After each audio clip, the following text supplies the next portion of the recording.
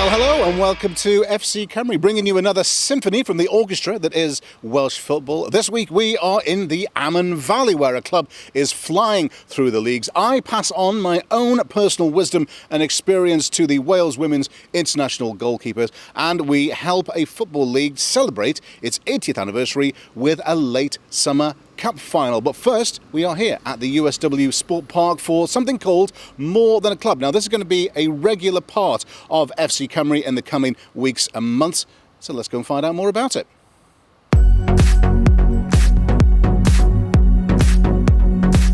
Alan, let's start with the basics. What is More Than a Club? Our More Than a Club programme is our platform to recognise the significant impact that clubs are having within their community, the real positive impact they're having on wider workforce, increasing volunteers, the health agenda, getting people more healthy and active, and just generally engaging better with their community to improve the well-being of their community that they're placed in. And that's what we want clubs to be. We want them to be sustainable clubs so they can be there for the long run and can be part of their community for years and years to come. Wow, sounds fantastic stuff. We're going to hear more from More Than a Club later on in the programme. But first, we're going to go to the Cwmamman Valley. We're going to go and meet a club which is doing its own bit in the community. After the long hot summer day, when the sky is painted by weather, the sun is sinking in its silence before the team it comes together. The green tide is set for turning, blue and white flags raised in wonder. The light is fading and still yet cooling before the treasure chest to plunder. Hello and welcome to the Cwmamman Valley. I'm here today to check out a club that have made a meteoric rise from the Neath and Dirstrict lower leagues all the way up to the newly formed Cymru South. I'm also here to check out a few of the local legends and characters that keep this club and this football community alive here in West Wales. Of course, I'm talking about Cwmamman United.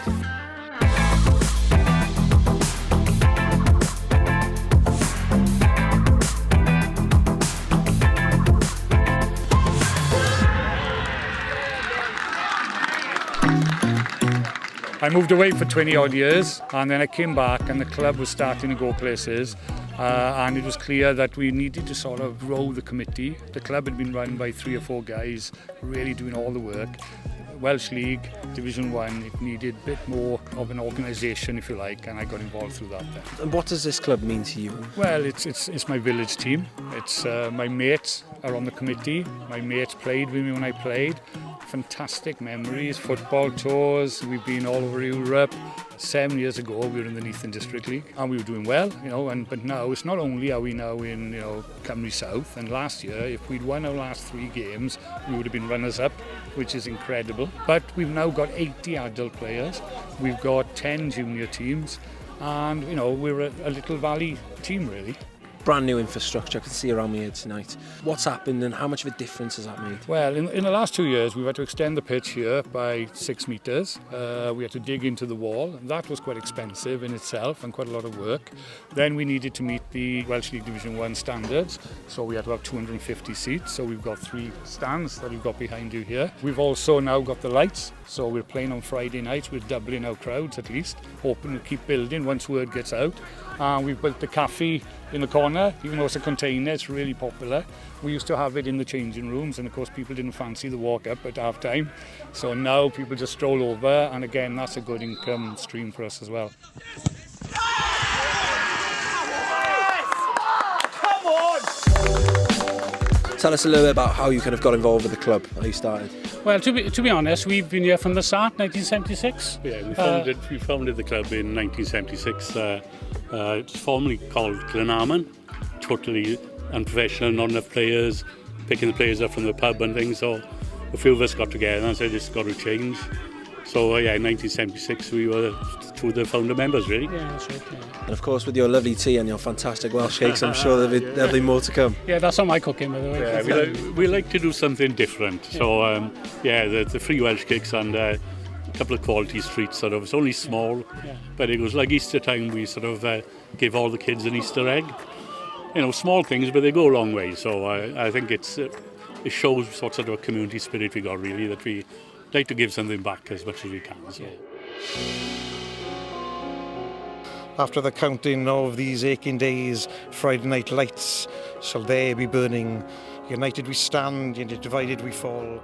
So, poet, tell me a little bit about this. How did that come about? I've been writing poems since I was about 16, so I wanted to start a punk band, but it didn't work out because none of my friends had any talent. So I just carried on writing, and it became lyrics, and it became poems, and I never stopped really. Okay, and how long have you been supporting Cwmamman for? It's about 2-3 years supporting Cwmamman. Swansea City fan as well, but it's more fun up here, I think. Well, that's where Grassroots football, that's what it's all about. You can hear the players swearing at you. Have you sit close enough to the pitch in any game you laid on? And the ball nearly kills you sometimes. It missed me just now. Yeah. And they asked me if I could write something, and they liked it, and they just asked me if I could write some more. So I'll keep writing them as long as they want them. Obviously not the result you wanted tonight, but overall, you played well. It's results that matter really, but we battled hard. The game could have gone either way. It was end to end. There was a bit of action, but yeah, we didn't get the result at the end of the day. So that's what matters. We had a really good season last season, so we're looking to emulate, obviously, but game by game targets change. So we're looking on to the next game and trying to get a win under the belt. That's the main thing. When I came back a couple of years ago, Cwmamman were achieving great things, but nobody would talk about Cwmamman in the local shop, in the pub. Now you've got a Tesco's, you hear people talking about Cwmamman in the queue in front of you. It's the awareness, and we worked really hard on getting people aware that the club was playing at a level that people really didn't understand that was the level they were at. I think we were the 25th best team in Wales last year. I mean, for Cwmamman, Eastern District to have got to that level, the challenge for us now is to maintain that.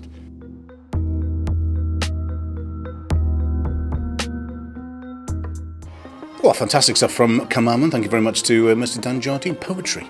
Bit of poetry. I like the idea of them. Back to more than a club stuff then, and we have Emma and we've got Joe then from Tondy and from Buckley. They're going to talk to us about what their clubs are doing. Joe, let's start with you then. Tell us a bit more about Tondy. Okay, Tondy United was set up in 2017. We had the ambition of having one team and seeing where it went really, and just so we'd have our own setup. We did an open day, and 113 kids later we realised there was more potential there than we originally thought.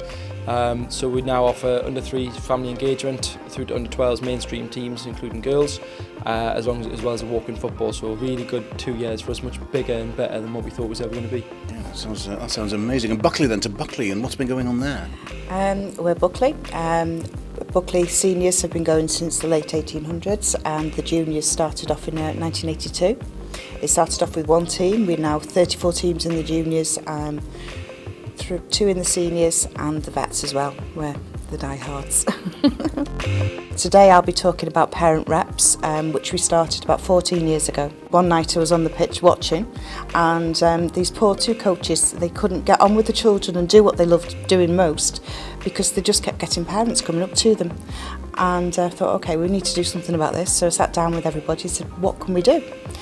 So we put the parent rep role in, and so parents then go to the parent rep with any worries or queries that they might have, even if it's over kits and things like that.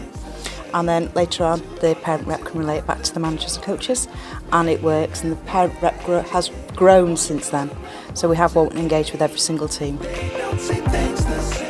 That's just 2 clubs' story then here at the USW Sport Park. Now, while we're here, actually coincidentally, I was here a few weeks ago where the Wales women's goalkeepers were going through one of their international training camps. Now, as a former keeper myself, I felt that I had the necessary skills, wisdom and experience to really take them to the next level.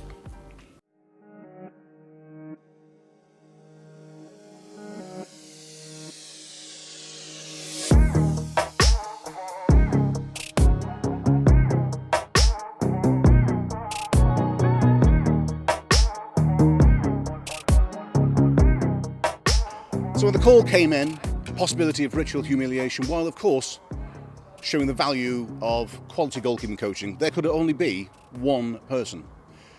Unfortunately, Abigail Davis was unavailable, so it falls to me, former reserve goalkeeper at the Marsh County Primary School, 1986.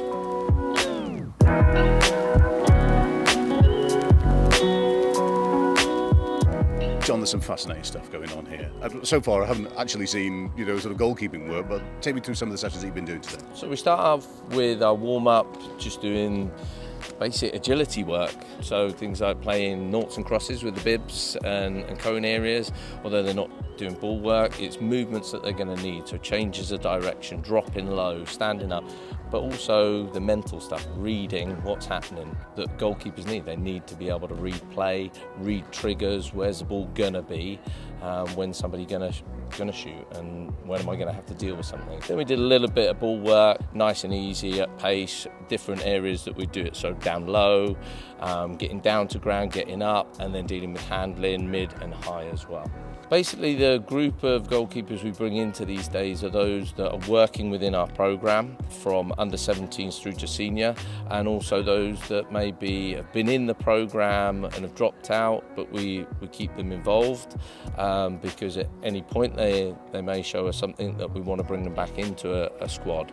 So it's us keeping in contact with them, seeing where they're at, and also trying to impart a little bit of our philosophy, our goalkeeping philosophy on them, giving them the technical bits that we want to see when they come on camp. So Laura, this is the office. Yes, it is. It's my second office. I suppose I've got 2 jobs. So yeah, a great facility for us to use. You've got the gym, you've got this pitch, and it's indoors, which is especially best with the weather we've got lately. So far today, I've seen trampolines, I've seen flashing lights, I've seen noughts and crosses, which you were woeful at, by the way. Yeah. Oh wow! Come on. Nah, no, it's just really good. It gets a bit of fun out of you, but it also puts the specifics into place that we need to work on. So yeah, all these little drills are like really helpful to us. So yeah, they're really good but fun at the same time. A lot of people think you just stand in the goal and you do one job, you save the ball. Yeah, it is about that, but there's so much more to it, especially in this new, like the modern game of it. There's a lot more analysis, there's more stats behind it, so there's more things that you look into and try to prove. So it's that 1% that you can change. It changes the game completely. Claire, this just looks like massive fun. It really is. It really is. All his toys he's got. I think it's just it's such a good opportunity for all the young ones to come down and compare experience maybe, because obviously me and Carol have probably got a lot more experience than some of the little ones. It's just a lot of fun, and it's the whole day, like a big goalkeeper family day out. I used to do springboard diving when I was a kid, so I think that's probably helped, because from like quite a young age I had to do sort of strength and conditioning with jumping. So from springboard diving to throwing yourself around a goal then? I was just one of them kids who did all the sport, like every single sport you could think of. I was just getting involved in it, and that was one of the things I did. Now I don't know whether you know this, but I used to be a goalkeeper. Really? Yeah, really? back in the day, back in my primary school days. But right. I feel that you never really lose it, you know? Yeah. So like riding a bike. Yeah, exactly. Yeah, you know, yeah. and I've been watching very closely, and I just feel that there's some things what I'm asking is, when's the actual goalkeeping going to start? Well, we'll do a little bit this afternoon, so let's get ball launcher fired up and let's get going. Brilliant.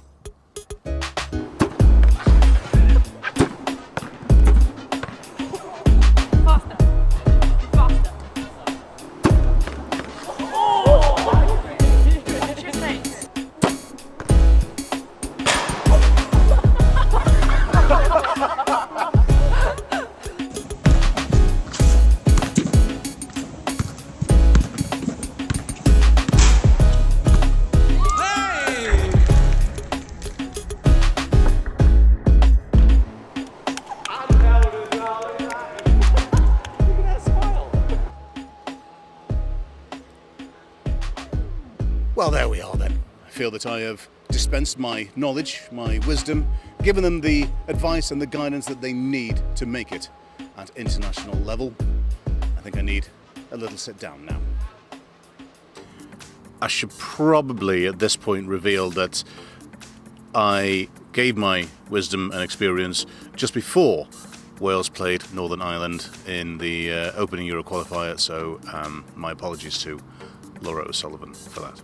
But anyway, onwards, back to more than a club, because it's a glorious day here at the USW Sport Park. I'm joined by Chris, who is from T. Kellen, and I'm joined by Jane, who is from Tesco. Now, Jane, we'll start with you, because you said something lovely about football, what football was to you before you ended up doing what it is that you do now. I didn't understand anything about football. I'd never been to a match, and I'd never been into a football field or anything until then, but now I'm really engaged in it. I was approached by the local team to see if I could help with them with getting out in the community and supporting the community.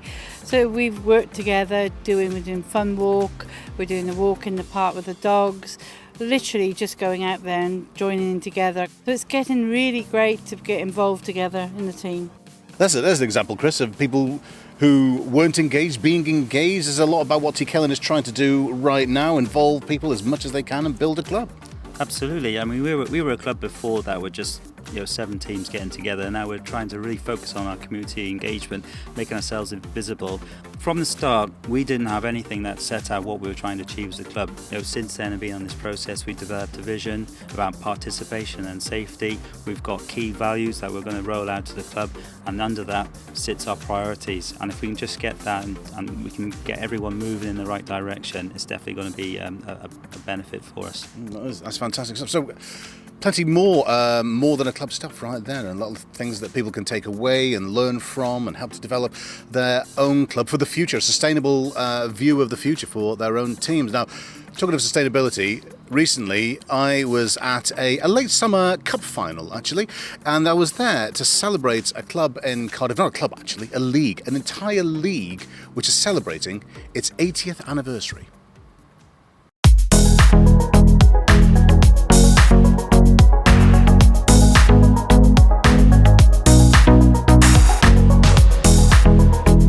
How did you get involved in the Cardiff Combined League then? Initially in 1970s, I entered a team which was then where I was working, which was the Hodge Group. When I ceased playing, I became a referee within the league, and then in the early 2000s, I'd entered a team again, and I was invited to join the committee in, I think it was 2005. And I've been on board ever since. How much does this league mean to you? Well, it means a hell of a lot to me, but the reason for that is because there's been so many what I would call giants, like Ken Harris, another giant. In recent years, obviously Eddie Spooner. They're the guys that obviously, in their formative years, the league, they brought it on to the level it's achieved and made it the viable situation that it is now in Cardiff. Obviously, I just, in a small way, try to help that continue. You played in this league, you played Cardiff Combined. What was that like? Where were you? How good were you? Okay, I started playing for Kyrie when I was 16. All my friends from school played for Kyrie. I started in '87, but I only played for a few years, so I progressed to another club at the time. Well, you're trying to politely say you were pretty good. You did all right, didn't you? You were okay. I was okay, but to be fair to Kyra, their first team, they were a phenomenal team. I returned back to Kyra as the chairman in 2002. I wanted to return to help the club that was close to my heart, really, as a young lad, and I gained a lot of friends through the club over the years. It's all about community-based football, and I think that local leagues like the Cardiff Combination is full of community football teams which can cater for all abilities, and they can continue their careers really in football. There's lots of different players here, different ages, different sizes. And everybody just loves football. That's what they're doing here for. That's why they're here today.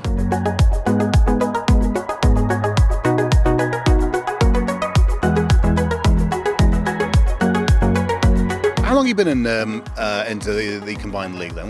What's are you veteran now, or is it? For me personally, it's probably about 7 or 8 seasons. Obviously, the club has been going for longer than I can remember. We've got a good bunch of boys here, just like a family.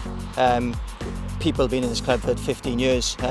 Everyone knows each other, some from school, and just friends of friends. So I think that helps on the pitch. When your brother's off the pitch, your brother's on the pitch, and you work so hard for each other, and that showed out there today.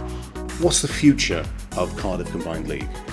I feel that there's a gap for 16-year-olds within Cardiff, and we've, as a committee, have looked at possibilities of getting kids to be involved at an age where they don't have to go from 16 and then play at men straight away. So we're going to invent a new competition this year to promote this gap between. That's our big burning desire. We want to see more teams that have come to 16, can't go into the youth system, get a chance to play football where they'll think, God, this is good, we're enjoying this. So to me, that would be my burning desire if we could achieve that.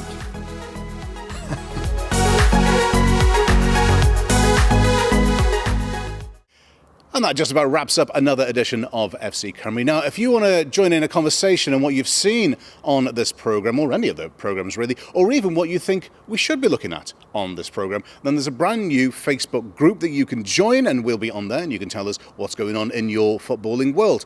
More Than a Club is going to be more of a part of FC Cymru over the coming weeks and months. You've heard a little bit about what goes on here today, but we're going to show you More Than a Club in action as we visit teams across Wales. But for now, from us at the USW Sports Park, ta-da!